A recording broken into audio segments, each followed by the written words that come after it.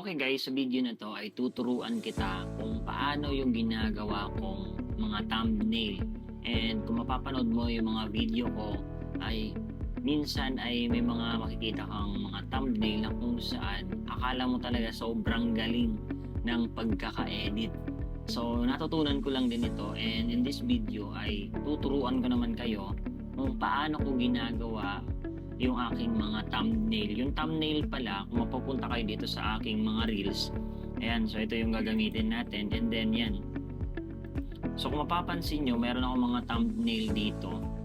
Yan yung mga ginagamit ko once na gumagawa ako ng mga video. So para merong kagad, kumbaga makita kagad ng mga prospect or mga manonood sa akin na okay, yung pala yung topic. So sa video na to, pag-uusapan natin yan. Okay? So number 1, kailangan mo lang yung picture natin. Ito yung picture natin na gagamitin. Okay? So gagawa na lang natin yan ng caption. At syempre, iba-base natin yan kung ano yung topic natin. So punta ka lang dito sa Google Chrome, tapos ilagay mo dito ChatGPT AI. Huwag ka mag-alala, si ChatGPT ay free lang siya. So hindi mo na kailangan magbayad. So kapag nandito ka na, ida-download mo na lang yung photo or pwede mong i-paste. Yan.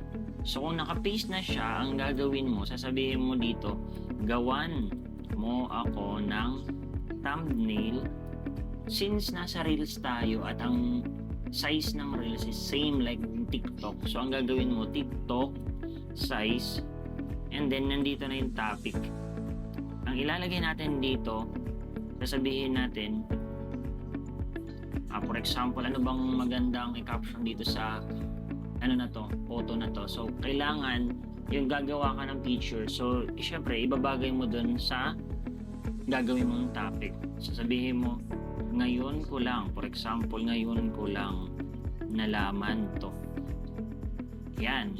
So, dito sa baba, pwede kang ilagay yung pangalan mo, tapos sabihin natin, Aristotle Lumba, tapos blue check. Yan, ganyan. Tapos, ipapa-generate na natin yan sa kanya. So, ganyan. So, for example, ganito lang, no? Makikita mo dito na ganyan lang yung picture niya. Pero once na na-edit yan, naka-TikTok size siya. So, kinagandahan nun, mas makikita mo yung pinaka or yung video, yung mismong video ay saktong-sakto yung thumbnail. So, isa to sa mga pinakamaganda, lalo na kapag mag-i-edit ka pa kasi sobrang trabaho din talaga, 'di ba? O 'di ba? So, ganon. Ito, tingnan mo. Sabi ko dito, ngayon ko lang nalaman to. So, meron ako ditong ginawa, 'di ba? Ayan, oh. So, ganyan lang gumawa ng thumbnail. So, kailangan mo lang lagyan. For example, to.